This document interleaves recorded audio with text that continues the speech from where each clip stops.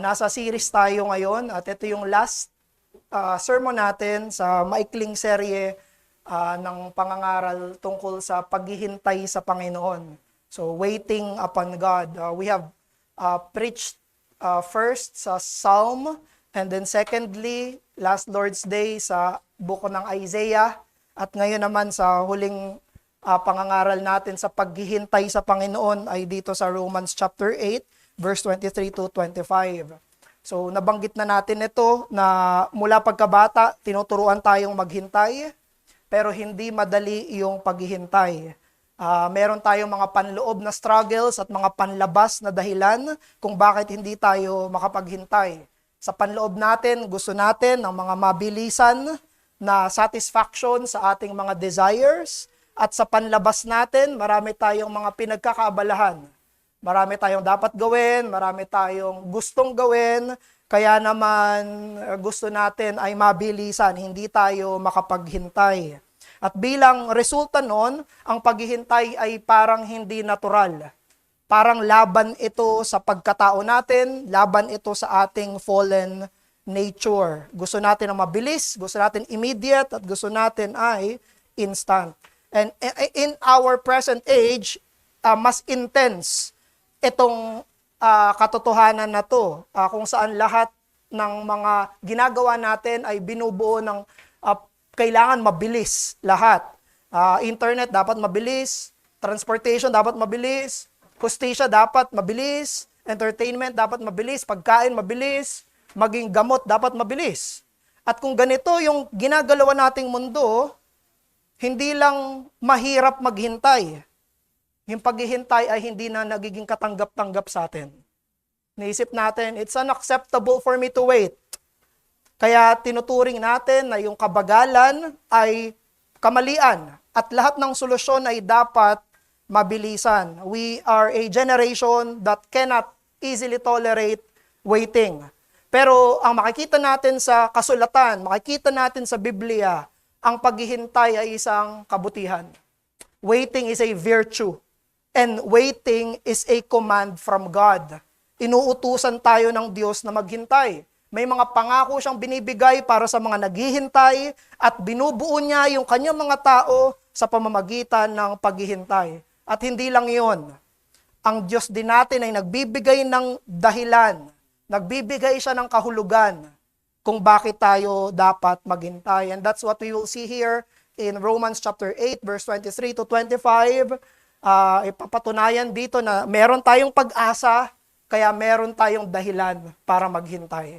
Kaya tumayo tayo, we will be reading Romans 8, verse 23 to 25. So, ayan yung basahin ko ito. Ito ang salita ng Panginoon. Verse 23. And not only the creation, but we ourselves, who have the first fruits of the Spirit, groan inwardly as we wait eagerly for adoption as sons, the redemption of our bodies. For in this hope we were saved.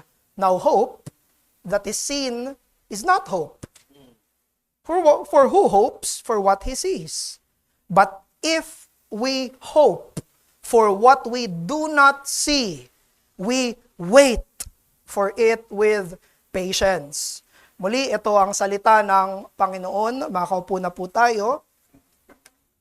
So, dito sa text natin, sa surrounding context nito, nare-remind ni Apostle Paul yung mga Roman Christians na sila ay anak na ng Diyos. Sila ay mga children of God. At yung banal na spirito na nasa loob ng mga mananampalataya ang nagbibigay sa kanila ng kakayanan para sabihin, Abba, Father.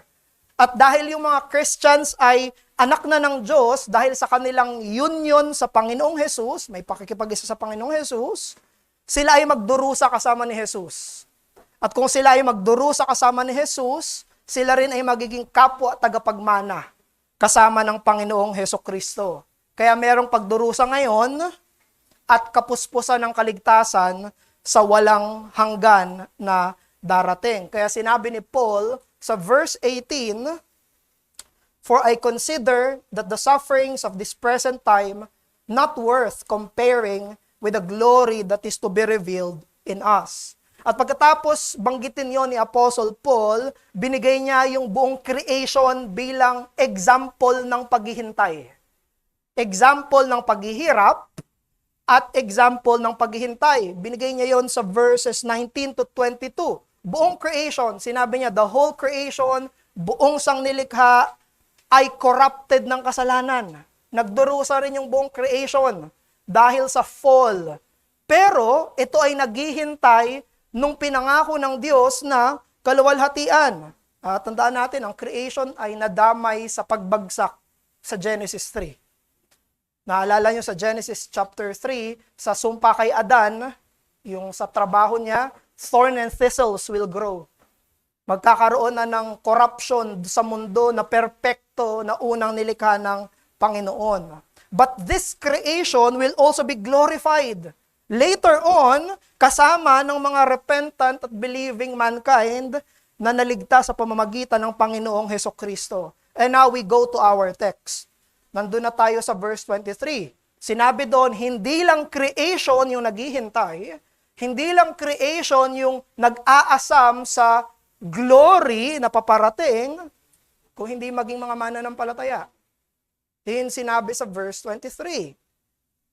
No? Sinabi doon, and not only creation, but we ourselves. We ourselves, we Christians ourselves. Ganon din tayo. Kaya tinuturo sa atin dito sa talata natin na ang buong Kristiyanong pamumuhay, oo, tayo ay naglilingkod kay Kristo, oo, tayo ay namumuhay sa presensya ng Panginoong Hesukristo, oo, tayo ay naligtas sa tapos na ginawa ng Panginoong Hesukristo, pero tayo rin, ang mga mananampalataya ay naghihintay ng kapuspusan noong kaligtasang tinanggap. The Christian life is lived in patience, with patient waiting for the promised glory of final salvation. Kasi ang ating kaligtasan ay merong tatlong dimensions, merong tatlong bahagi yung ating kaligtasan. Meron itong past, present, at future. Kung ikaw ay mananampalataya na ngayon, ikaw ay isang araw sa nakalipas, naligtas ka. Yun yung unang araw na nanalig ka at nagsisi sa Panginoong Hesus. Yun yung past. Yun yung kasaysayan ng iyong kaligtasan. We are justified on that day. Pero kasalukuyan, nililigtas din tayo ng Diyos. Tayo ay pinababanal ng Panginoon. We are saved, but we are being saved presently. Pero may future dimension din yon, na merong panghinaharap na kaligtasan, na hinihintay natin yung kapuspusan ng glory na iyon. Kaya kung ikaw ay hindi pa mananampalataya sa araw na to, ang gusto namin para sa iyo, gusto ng kasulatan para sa iyo, gusto namin para sa iyo, ay ikaw ay magsimulang maligtas. Na ikaw ay manampalataya sa Panginoong Hesus, magsisi sa iyong kasalanan, makita mo at matanggap mo itong kaligtasan na binabanggit dito sa talata natin. At dahil yung kaligtasan natin ay merong panghinaharap na dimensyon, naghihintay tayo. Yun yung main na sinasabi ng text. Kasi may panghinaharap siyang dimension eh. Therefore, we wait for it and we long for it at nabubuhay tayo sa kasalukuyang Kristiyanong pagkadisipulo ng may antisipasyon at ekspektasyon dun sa kapuspusan ng kaligtasan na totoong unang tinanggap na natin at kasalukuyang nangyayari na sa atin at sa panghinaharap na kapuspusan nito. Pero ano yung katotohanan sa mga mananampalataya habang hinihintay nila itong kapuspusan ng kaligtasan na to? What things are true to Christians as they wait for this fullness of salvation? At dito sa talata natin, makikita natin na mayroong dalawang nangyayari sa isang mananampalataya. Number 1, Christians groan. And number 2, Christians hope. Una, sila ay naghihinagpis, groaning, dumadaing, Pero pangalawa, sila rin ay umaasa. So may pagdaing at merong pag-asa. So sa number 1, when it comes to groaning, pinepresenta ng Apostol Pablo ang isang litrato ng nagkakaisang paghihintay. Isang litrato ng nagkakaisang pag-aasam, pananabik, dito sa tinatawag na paparating na kaluwalhatian. Again, sa verse 22, mula verse 19 pa yan, pero sa verse 22, pinersonify ni Apostle Paul yung creation bilang nananabik. Yung buong creation, yung buong sangnilikha, itong mundong to, lahat ng nilikha dito, nananabik yung buong creation doon sa pinangakong kaluwalhatian. Ine-expect niya na i-renew siya. Ine-expect ng buong creation na siya ay i-glorify ng Panginoon. And that same longing is real to believers. Sinabi doon sa 23, not only creation but also ourselves. Sabi ni Paul, kasama siya. Pati ako nag-aasam dito. We participate in this longing. Nagpa-participate tayo dito sa pag-aasam na ito. Pero may pinagkaiba yung believers sa creation. Yung believers, dito sa verse 23, sinabi, we ourselves who have the first fruit of the Spirit. Na meron na tayong banal na spirito. Ibig sabihin, tinatahanan tayo ng banal na spirito, evident na yung ating salvation, meron na tayong salvation. Indwelt na tayo ng Holy Spirit. Kung saved na pala tayo, bakit pa tayo nag-groan? Kung nasa atin ay Holy Spirit, ligtas na tayo, bakit sinabi ni Apostle Paul, nananabik pa rin tayo? Yun yung nakalagay dito sa text natin. We groan inwardly as we wait eagerly for adoption as sons, the redemption of our bodies. Kasi kahit na totoo yung kaligtasan na meron tayo ngayon, inaasam natin yung kakumpletuhan nito. Ibig sabihin yung kapuspusan ng kaligtasan na yun. Adopted na ba tayo ng Diyos? Kapag ikaw ay nanampalataya, anak ka na ba ng Diyos? Yes. Pero bakit sinabi dito, we wait eagerly for adoption sa sons? Bakit sinabi na hinihintay natin na ampunin tayo? Kung inampun na tayo ng Diyos, anak na tayo, ba't pa natin hinihintay? Kasi ang sinasabi ni Paul dito ay yung kapuspusan nito. Yung revelation, yung sasabihin ng Panginoon sa buong mundo, sa walang hanggan na etong mga taong to ay anak ko. The fullness of salvation. Tapos, may karugtong pa, hindi lang adoption na son. Sabi doon, the redemption of our bodies. Kasi yung katawan natin ay kasama sa ililigtas. Pero yung katawan natin ngayon ay hindi pa glorified.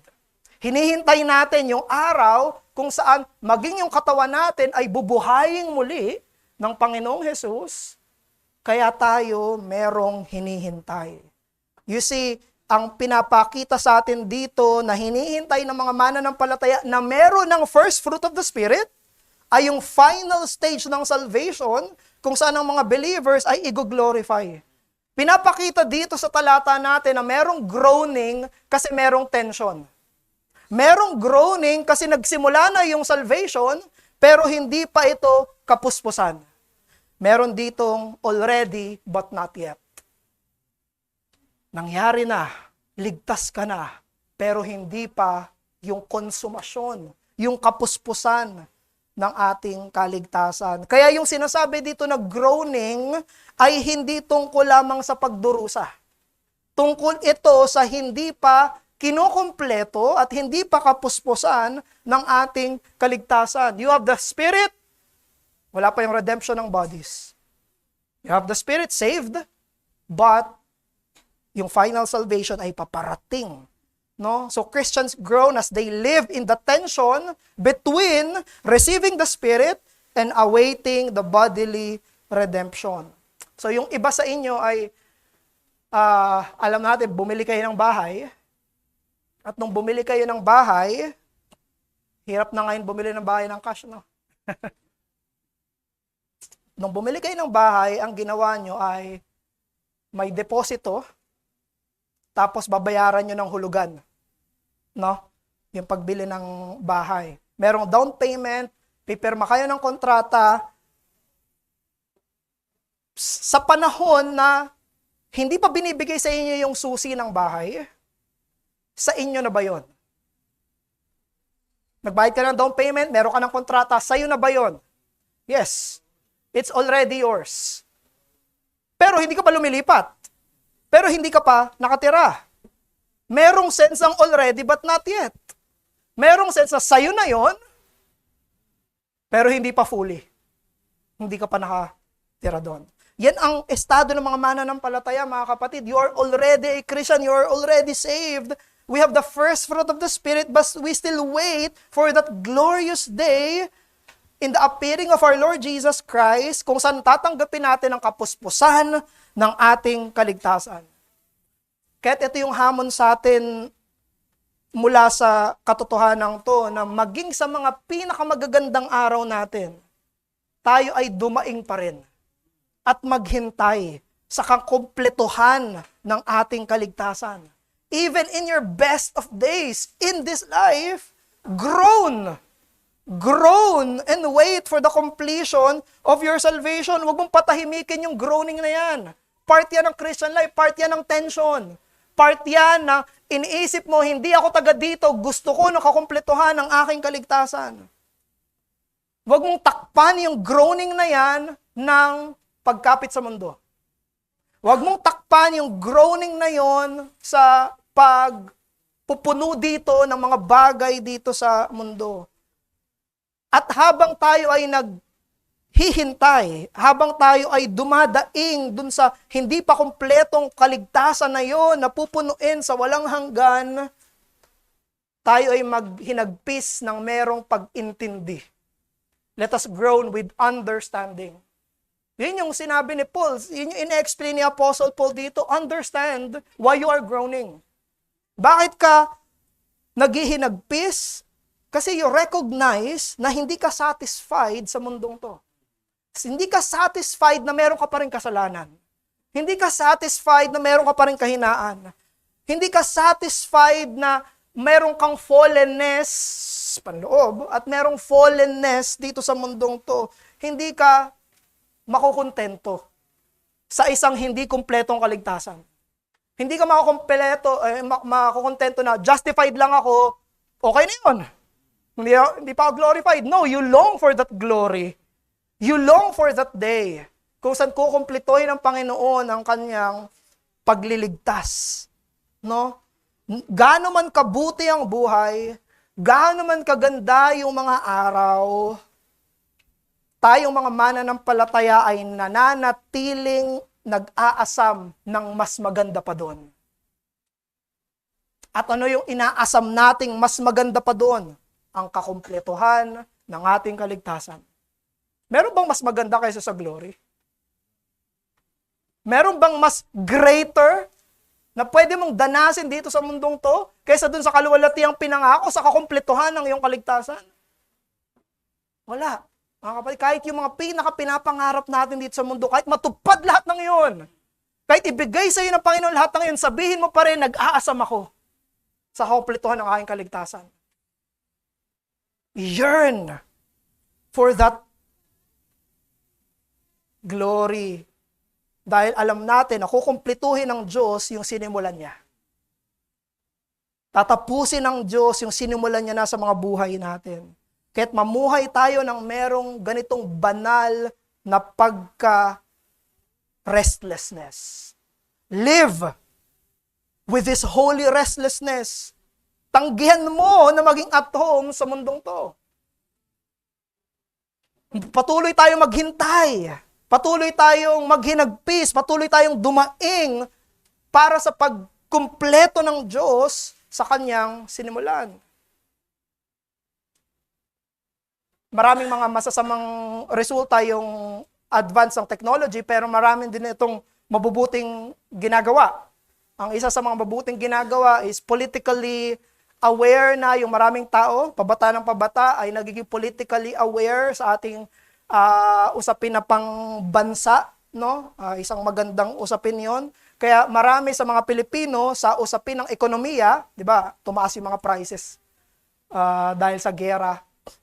marami yung mga Pilipino na namumulat na at nagigising na sa realidad na ang kailangan ng ating mga kababayan ay hindi lang ayuda. No? Nabubuksan ang isip ng mga maraming tao na hindi lang puro ayuda, ayuda, ayuda. Bakit? Kasi namumulat na yung mga kababayan natin na band-aid solution lang yan.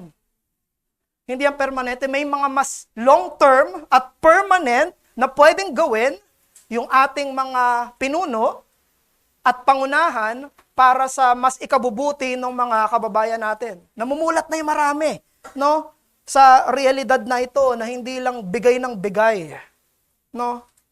And brothers, we Christians are aware about these things in this pattern in a more deeper way. Sa usapin ng ating buhay, pananampalataya, na kahit anong mabuti yung mangyari sa buhay natin, gusto natin ng permanenteng solusyon.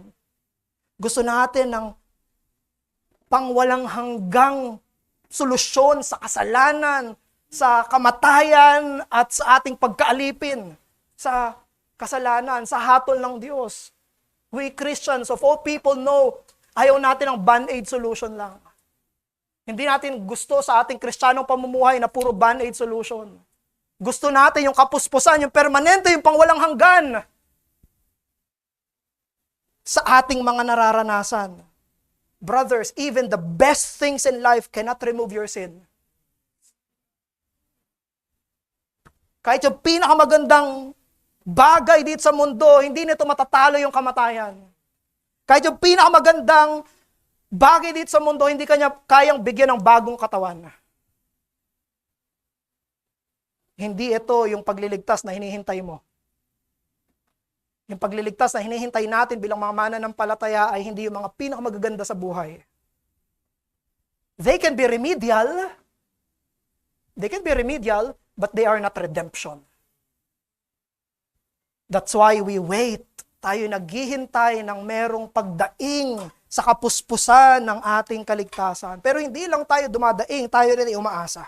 Number 2, we hope. Sa verse 24 at 25, may mahirap dito na yung unang sentence yan sa verse 24, nung unang binasa ko siya, ang hirap niya. Intindihin. Kung kaya mong intindihin yung verse 24 ng isang basa lang, very good. Pero ako, yung verse 24, nahirapan ako ditong intindihin, no? Kasi parang sinasabi niya na it's through hope that we are saved. Parang sinasabi niya na sa pamamagitan, through the instrumentality and means of hope, we are saved. Pero hindi yun yung sinasabi ng verse 24, yung unang sentence, yung for in this hope we were saved. Hindi nito sinasabi na sa pamamagitan ng pag-asa, tayo ay nadjustify, naliligtas, nako-convert. Hindi yon. Pero sinasabi nito na nung tayo ay naligtas, nagkaroon tayo ng pag-asa. Nung tayo ay naligtas, nagkaroon tayo ng pag-asa. Ano yung pag-asa ngayon? Yung pinag-uusapan? Glory. Yung kapuspusan ng kaluwalhatian. Kaya dito helpful, mga kapatid, yung mga thought-for-thought translations ng Bible. Ito yung sinabi ng NLT, ng New Living Translation. Sabi doon, we were given this hope when we were saved. Mas malinaw. No? Ang salita ng Diyos, yung Tagalog Contemporary Bible, sinabi, ligtas na tayo at naghihintay na lang na maging ganap ang kaligtasang ito. So, mas madali siyang intindihin, no? So, dinefine ni Paul, ano yung pag-asang to? Ano yung, nung na-save tayo, ano yung hope na, anong ibig sabihin ng hope na yon? Dinefine to ni Apostle Paul. Paul gave us a definition of hope. Sinabi niya, hindi ba obvious? Kapag hindi mo pa nakikita at inaasahan mo yun yung pag-asa. Hindi pwedeng umasa ka sa bagay na nasa iyo na. Umaasa ka sa bagay na wala pa sa'yo. Hindi mo pa siya nare-receive fully, therefore, ikaw ay umaasa na matatanggap mo ito. At mula sa definition na ito, gumawa siya ng conclusion. Sinabi niya, di ba kapag umaasa tayo, hindi pa natin tinatanggap? Therefore, nag-draw si Apostle Paul ng conclusion. Sabi niya, therefore, dahil hindi pa natin natatanggap yung inaasahan natin, therefore we wait. Kaya naman, ang gagawin natin, maghihintay tayo. Hihintayin nating mangyari yung katotohanan na yon. At yes, yung mga paghihintay ng mga mananampalataya sa glorious eternity ay merong marka ng pagpapasensya, may marka ng pagpapatuloy with patience and endurance. Yung patience na yan, fruit of the Holy Spirit yan, di ba? Fruit of Spirit yan na essential na anuman yung mga trials, anuman yung problems, anuman yung suffering, maghihintay ka pa rin. Hihintayin mo pa rin yung paparating na kaluwalhatian na yon. So because Christian hope is certain, even though it remains unseen, kahit hindi mo pa nakikita, hindi mo pa fully natatanggap, it results in a life of patient waiting. Dahil umaasa ka, maghihintay ka. Yung totoong umaasa, naghihintay. Kung inaasa mo yon, hihintayin mo iyon. May pinagkaiba yung pag-asa sa ordinary vernaculars natin kaysa sa pag-asa ng Bible. Alam niyo yon, pag sinabi natin na hope, I hope mangyari ito, yung hope sa vernaculars natin, hindi certain eh. Pag sinabi natin na, yung English, I hope, sa Tagalog, sana, punong-puno ito ng hindi kasiguraduhan. Sa vernacular, hindi ganun yung sinasabi ni Paul. Pero sa atin, pag sinabi nating hope, sana, punong-puno ng hindi sigurado, wishful thinking. Pwede mangyari, pwede hindi mangyari. Sana mangyari, no? Sana hindi umulan. I hope it does not rain. Hindi mo alam. I hope I get promoted. Hindi mo alam. No? Pero yung biblical view ng pag-asa, mga kapatid, ay sigurado. Pag sinabing umaasa tayo sa mga pangako ng kasulatan, doon sa kaluwalhatian na ito ay isang pag-asang sigurado. Mangyayari talaga siya. Hindi siya uncertain. Siya ay sobrang sigurado. Dahil ito ay nakaugat at nakatungtong sa siguradong pangako ng salita ng Diyos. Kaya yung marka ng paghihintay dito ng may pag-asa ay merong patience.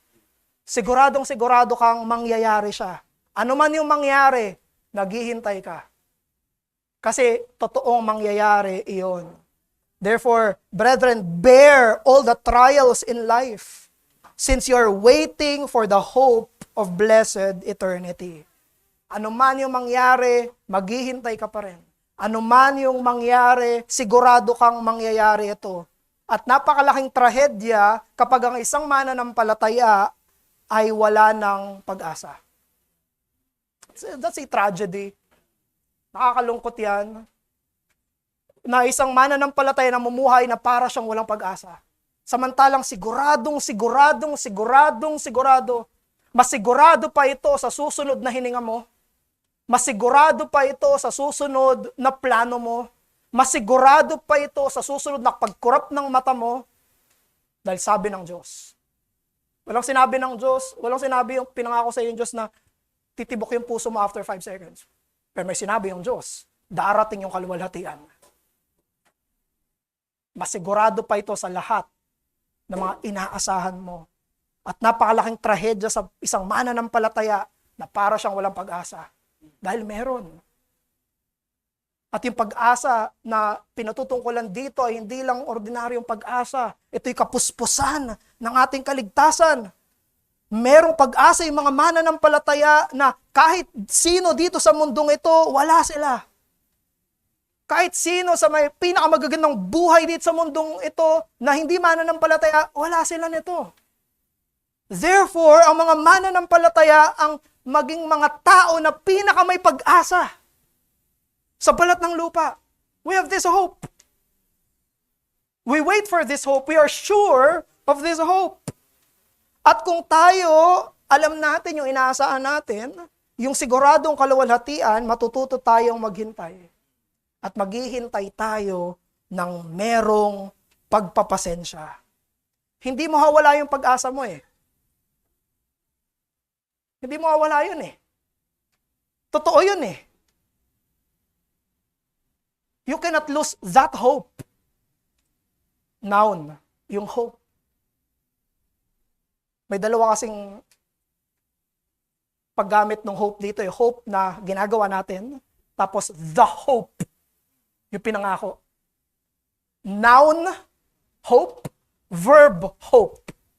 Yung hope na yon, hindi mawawala yon. Kaya tayo aasa doon. Because you will not lose the hope. Do not lose hope. Because you will not lose the hope. Wait patiently. Ano man yung mangyari ng mga pagsubok na kakaharapin natin, ano man yung kadiliman na papasukin natin, ano man yung mga kabigatan na papasanin natin, meron tayong pag-asa. Meron tayong hinihintay. Meron tayong siguradong hinihintay.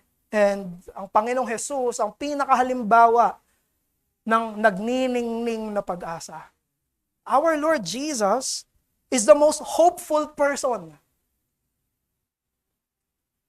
among all men. Siya yung pinaka may pag-asang tao. Nagkatawang tao dito sa mundong ito. Ano man yung kanyang pagdurusang kaharapin, maging sa tugatog ng pagdurusa niya, hindi nawala ng pag-asa yung Panginoong Jesus.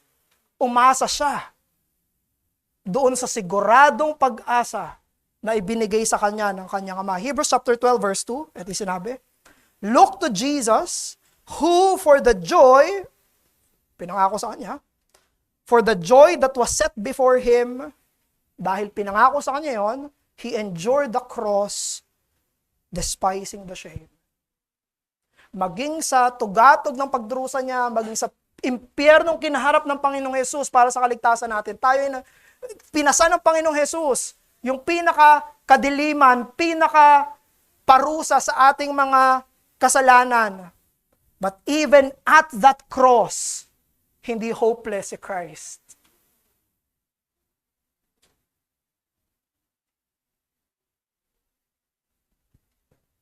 Punong-puno ng kadiliman, punong-puno ng kabigatan, punong-puno, impyernong dinanas niya, pero nagniningning yung kanyang pag-asa. Gagawin ng ama ko yung sinabi niya. Never was Christ hopeless. No matter what happened, hope is in his heart. Siya ang pinakamapagpasensya, pinaka-nag-endure. Patience and endurance perfected in our Lord Jesus Christ. Maging sa pinakamadilim na sandali ng kanyang buhay, ang kanyang puso ay nakatuon sa pangako ng kanyang ama. Kaya ang ating Panginoong Jesus, hindi lang siya punong-puno ng pananampalataya, hindi lang siya punong-puno ng pag-ibig, punong-puno rin siya ng pag-asa. Our Lord is a hopeful Lord. At alam niyong ginagawa ng Holy Spirit nung niligtas tayo? Anong ginagawa ng Holy Spirit? He's conforming us to the image of the Son of the Lord Jesus Christ. Anong itsura nun? Anong itsura nung pag-conform ng Holy Spirit sa atin? Lahat ng virtues, graces, holiness ni Christ, yun yung binubuo niya sa atin ng mga mananampalataya.